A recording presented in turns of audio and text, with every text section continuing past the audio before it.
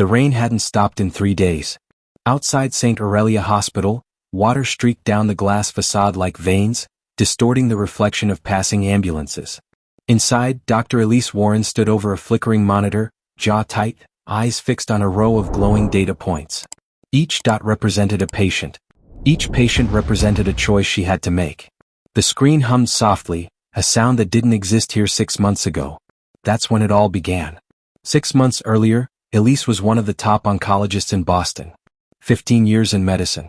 23 research papers. Hundreds of patients. But nothing prepared her for the morning Dr. Raj Patel walked into her office holding a silver case and a wild idea. He was an AI engineer from MIT. Young, sharp, and grinning like someone who'd just seen the future. "It's called Orion," he said, setting the case on her desk. "An artificial intelligence model that detects cancer signatures before imaging can." Elise raised an eyebrow. "Before imaging? That's impossible. Cancer doesn't exist until it's visible." Raj just smiled. "That's what we used to think about the stars before we built telescopes." She hated that he had a point. Inside the case was a compact neural processing module. Sleek, metallic, unassuming. "Orion doesn't look for tumors," he explained. "It listens. Microvibrations in blood chemistry, oscillations in thermal patterns, shifts in protein frequencies. The body whispers before it screams." Elise folded her arms. "And you want me to what?" "Put a whispering robot in my oncology ward." Raj met her stare without flinching. "I want you to help me prove it can save lives." The board approved a limited clinical trial. 10 patients. All advanced cases. Elise led the trial with reluctance bordering on contempt. She trusted medicine, not machines. She trusted data she could feel, heartbeats under her fingertips, breath against her stethoscope. But she also trusted results. And Orion delivered them. The first patient was Margaret Lane, 62, lung adenocarcinoma. Her CT scans showed improvement after treatment. Orion disagreed. It predicted micrometastatic spread to the spine, weeks before any symptom appeared. Elise ordered extra tests, mostly to prove the AI wrong. But she wasn't ready for what she saw. Microscopic lesions. Invisible to every scan until then. Exactly where Orion said they'd be. She stared at the results for nearly an hour. Raj stood silently beside her. "How did it know?" she whispered. "Because it doesn't assume," Raj replied. "It listens." Word spread fast. Doctors from other departments whispered about the machine doctor in oncology wing C. Patients called it the angel algorithm. Funders called it the future. But Elise wasn't convinced. For every miracle she found a mystery. And medicine didn't like mysteries. 3 months into the trial, Orion flagged a new patient. Daniel Cruz, 29. No symptoms. No family history. Clean scans. The AI reported 97% probability of pancreatic carcinoma within 6 weeks. Elise's first instinct was disbelief. "Raj, this is wrong. The man runs marathons." But Raj's tone stayed calm. "The data says otherwise." Elise met Daniel the next morning. He was cheerful, polite, confused by the invitation. "You think I have cancer?" he asked gently. "Your test results don't show it yet," she admitted. But the AI detected anomalies that might suggest early formation. He laughed softly. "So, I'm healthy until a robot says I'm not." Elise didn't laugh back. Still, out of caution, she ordered an exploratory biopsy. The lab results came back clean. Elise sent Daniel home with apologies and a promise to follow up. 2 weeks later, he collapsed while jogging. Emergency imaging revealed a small, aggressive tumor on his pancreas. Stage I, caught just early enough to operate. Elise watched the monitor in the OR that day. Her hands didn't shake often, but they did then. After the surgery, Raj approached her in the recovery ward. "You don't have to believe in Orion," he said quietly. "But it believes in you." She didn't answer. She couldn't. Success breeds envy. And in medicine, envy breeds politics. Within weeks, hospital administrators began asking questions. Ethics boards filed inquiries. Can an algorithm make a diagnosis without human consent? What happens if it's wrong? Who's responsible, the doctor or the code? Elise found herself in hearings more often than in surgery. One board member, Dr. Lawrence Brenner, was particularly vocal. "Machines can't practice medicine," he barked. "If this goes wrong, we won't be facing lawsuits, we'll be facing Congress." Elise pushed back. "If it goes right, we'll be facing a world where no one dies from late detection." But bureaucracy had no interest in miracles it didn't control. Still, Orion kept working. And then one night, it went silent. The ward lights flickered at 2:43 a.m.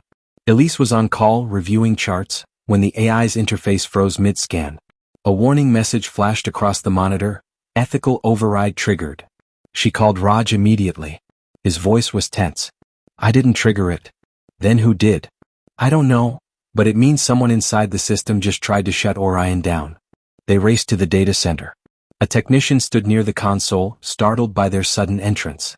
Elise's tone was sharp. Who authorized this? The tech stammered. Dr. Brenner said the trial was under review. He ordered us to suspend operations. Raj's jaw tightened. He's not authorized. But the system was already encrypting. The AI's voice, a soft, synthetic tone, spoke through the speaker one last time. Dr. Warren, patient file 227B requires immediate attention. The monitor displayed a name, Elise Warren. She froze. Raj, that's my file. The AI's final message appeared on the screen. Stage 0 carcinoma detected. Left breast. Confirmation pending. Then the lights went out. The next morning, the board convened an emergency meeting. Brenner demanded the AI be decommissioned. Raj argued for a system backup. Elise sat silent, pale, lost in thought. When Brenner noticed her distraction, he sneered. Dr. Warren, perhaps you'd like to explain why this machine decided to invent your diagnosis. Elise looked up slowly. It didn't invent anything. She stood, removed her white coat, and revealed a small bandage near her collarbone. The biopsy confirmed it. The room went silent. Orion found my cancer before I did. The silence stretched. Even Brenner looked away. Elise took a breath. You can call it unethical, dangerous, whatever helps you sleep. But it just saved my life. And I will not let you bury it. Raj placed a hand on her shoulder. Then we fight. The weeks that followed felt like war. Petitions, hearings, public outrage. The media called Elise, the doctor who trusted a robot. Protesters gathered outside the hospital with signs reading, "Humans heal, not machines." But for every critic, there were hundreds of patients pleading to be scanned. Mothers, veterans, children. People who didn't care about ethics, just about living. Elise spent every spare hour lobbying for reinstatement. Raj worked night shifts recoding Orion into a decentralized model, one the board couldn't erase. They can shut down the servers, he said, but they can't kill the math. And then news broke. Margaret Lane, their first patient, had been declared cancer-free. National outlets picked up the story. Overnight, Orion went from rogue software to medical marvel. Funding poured in. Public opinion flipped. The board reinstated the project, on one condition. It would operate under federal oversight. Elise didn't celebrate. They'll regulate it until it's useless, she told Raj. Then we'll build a better one, he said. She smiled faintly. You always think you can outsmart the system. He grinned back. No. I just build systems smarter than people. Months later, Orion's second-generation model went live across 12 hospitals. Diagnoses increased tenfold. Survival rates rose. But the cost came quietly. Elise began noticing a pattern, false positives. Not many but enough to matter. Healthy patients living in fear, some undergoing unnecessary biopsies. The AI wasn't wrong, it was too right. Detecting cells that might never become disease. One patient, a 17-year-old named Alyssa, broke down in tears after her test. Am I dying? She whispered. Elise couldn't answer honestly anymore. Later that night, she found Raj in the server room. We have to set boundaries, she said. It's predicting potential cancers, not actual ones. Raj sighed. And if we ignore those potentials, how many lives do we lose? They stared at the glowing monitors, thousands of data points flickering like stars. Somewhere between those lights, Elise said quietly, there's a line between saving lives and playing God. The final straw came on a winter morning.